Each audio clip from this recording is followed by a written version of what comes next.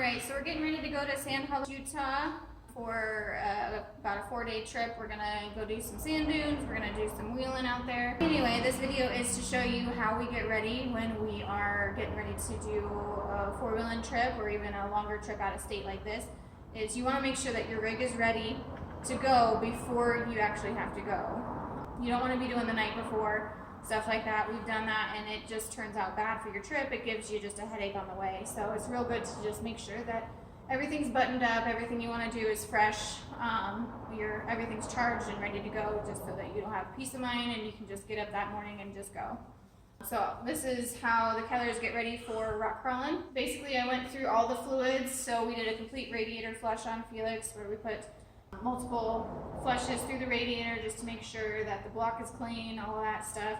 Make sure he's completely full. We refilled my hydraulic reservoir with my steering, just to make sure that's topped off, ready to go. Brake fluid, clutch fluid, stuff like that. We made sure everything was topped off.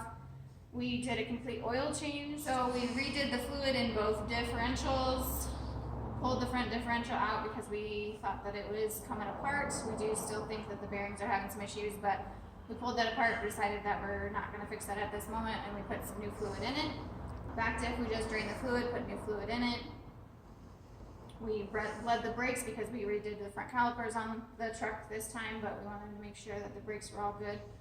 I want to tell you something I did for this trip specifically is this little D-ring down here. So Felix is overly flexy. So when we went out to Moab, we did Hell's Revenge, and it felt like I was going to die basically every time we went over an off-camber situation. And I could tell that my coils for my suspension were kind of unloading, and you could hear them unloading the weight.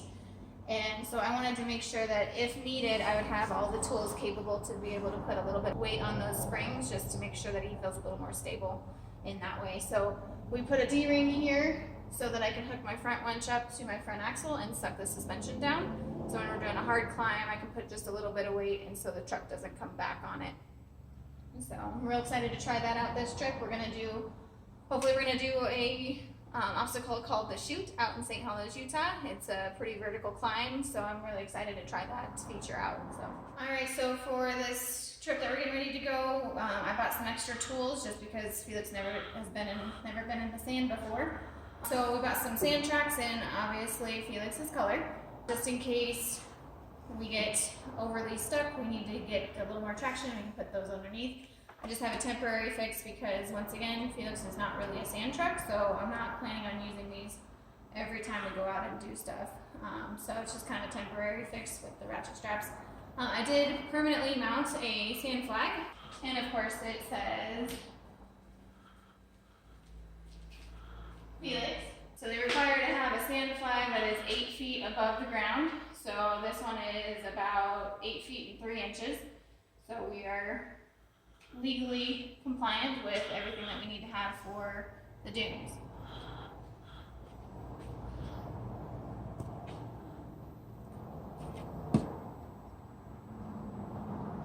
It's a nice little quick release just in case you want to take it down in a quick pinch. You also want to make sure when you get ready for rock crawling on the trail or anything like that, before you go and do your adventures, you want to make sure that you have plenty of fluid. So this fluid holder will hold 3 quarts of oil. It holds our brake fluid right in here. This is gear oil. And then I have 4 bottles of hydraulic steering fluid, just in case I blow a line, I have enough fluid to get me off the trail. And then we have some water just for radiator purposes. So if we find anybody on the trail that has fluid issues, we can also help them out as well.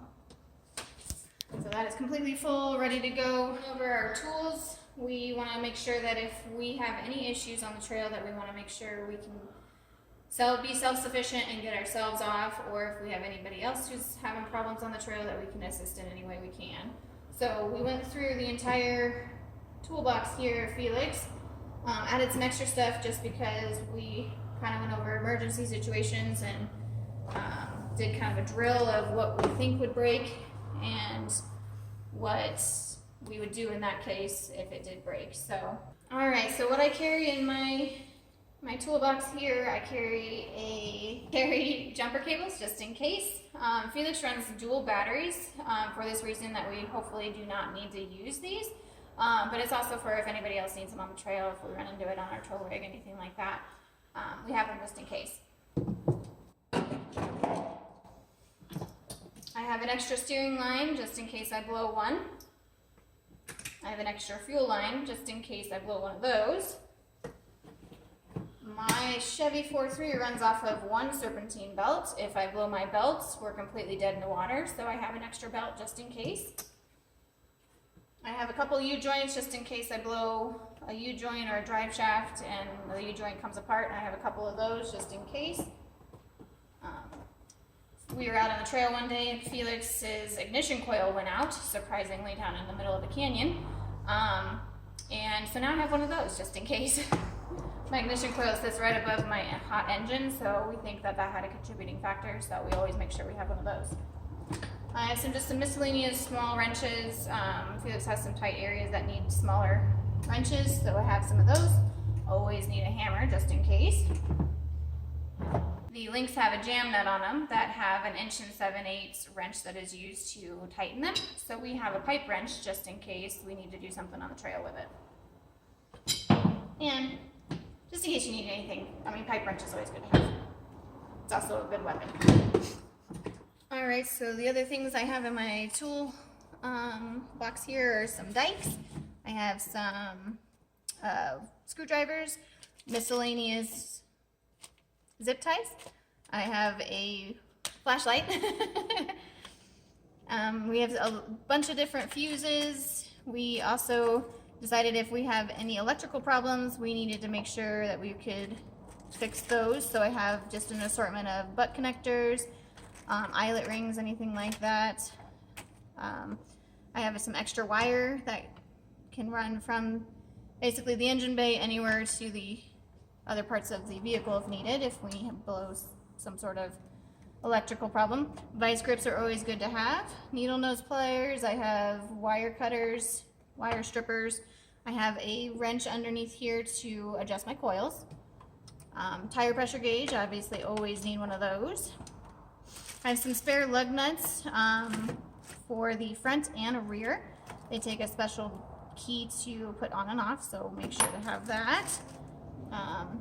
Felix also has a spark plug wire on his driver's side that is really close to a header that we've burned through multiple times, so I have an extra header boot cover and an extra spark plug wire underneath here too. I have a tire repair kit if we blow a tire with any type of sharp object that is small, we can fix our tire with that. Obviously, if we blow a tire that is not fixable with a tire repair kit, I have my spare tire right up here. We also make sure that we run all of our tools to be able to take the tire off, and we went over drills of what could happen on the trail.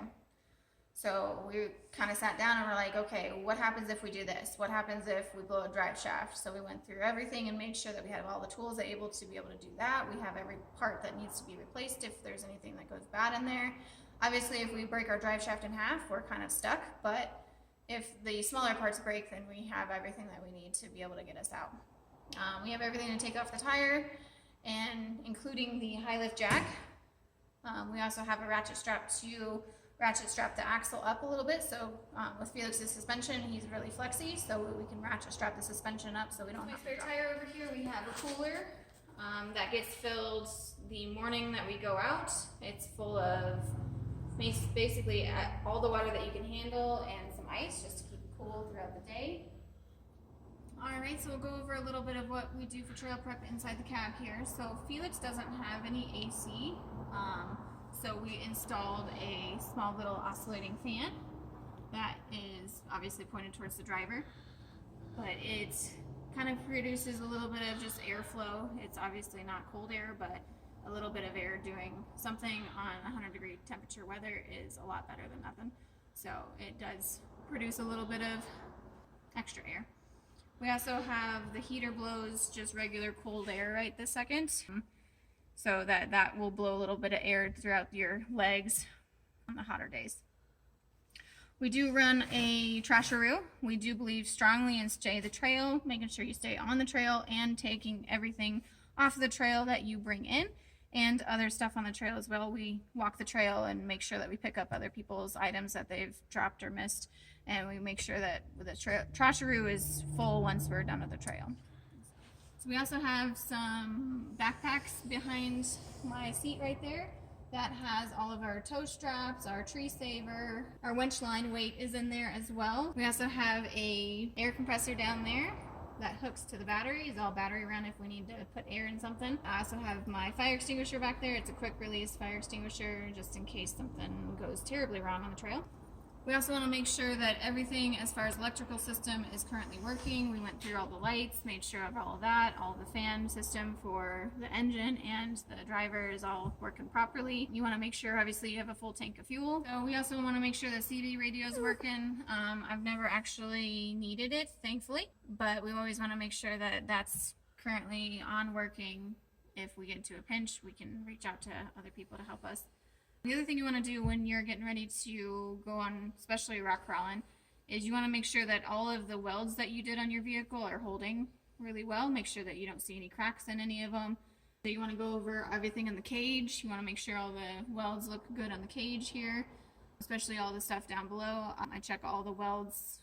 Felix has a new frame from doors forward, so I make sure all of those welds look good. I make sure his engine mount welds look good, because you don't want to lose an engine mount on the trail and have to limp it off or try to figure out a way to put your engine back in when you're on the trail. So you always want to make sure you go over all the welds that could be catastrophic failure and make sure those are all good. Nothing's showing any sign of giving up. I do a paint pen with all my nuts and bolts, so I make sure right before the trail I'll make sure all my nuts and bolts are all tight, ready to go, and then I put a line through them so that I can tell if we're having movement on the trail, if something's loosening. I came off a trail one time when I first built Felix. One of my Lynx jam nuts was coming undone and the axle was actually starting to walk. I had to pull over on the side of the road and walk my Link back into where it was.